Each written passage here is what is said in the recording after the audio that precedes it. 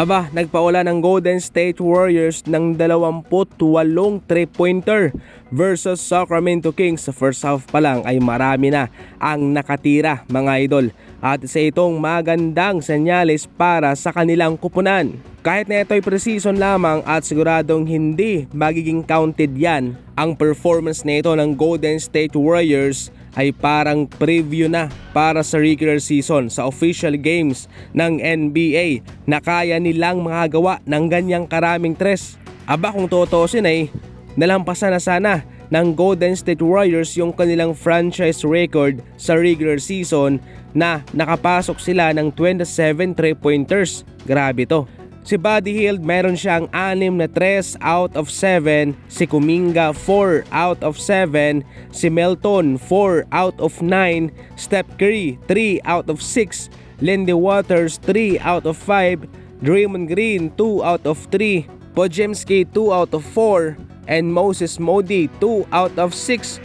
Grabe yung daming attempt ng kanilang ginagawa mga idol. Ayon sa kanilang NBA insider na si Anthony Slater, ang Golden State Warriors ay nag-a-attempt ng higit 3 tres sa isang minuto. At sa loob ng 72 minutes, mayroon na silang 75 attempts mga idol. Si Buddy Hield ang leading scorer ng Golden State Warriors with 22 points and 3 rebounds, 8 out of 9 sa field and 6 out of 7 sa 3-point line. Ipinakita lang ni Buddy Hield kung bakit siya ang naunguna sa 3-pointers made sa mga nagdaang season. Well, definitely isa itong magandang balita para sa Golden State Warriors at kay Coach Steve Kerr.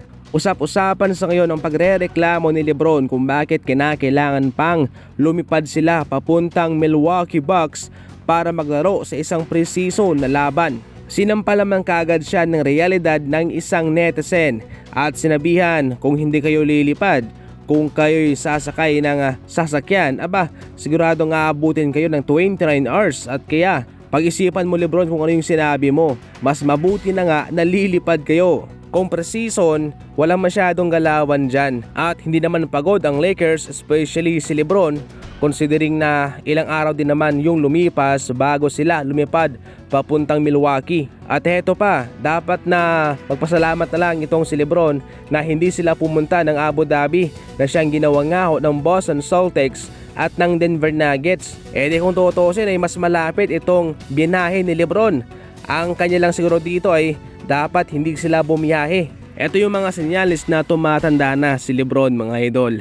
Hindi man humihina yung kanyang pangatawan pero syempre yung kanyang mentalidad ay nando na sa punto na parang pagod na siyang bumiyahe, especially sa mga ganito na alam niyang hindi naman masyadong importante. Pero syempre obligado pa rin yung mga manlalaro, especially si LeBron. At wag dapat siya magreklamo dahil yun naman ang kanilang trabaho at malaki din yung bayad sa kanila.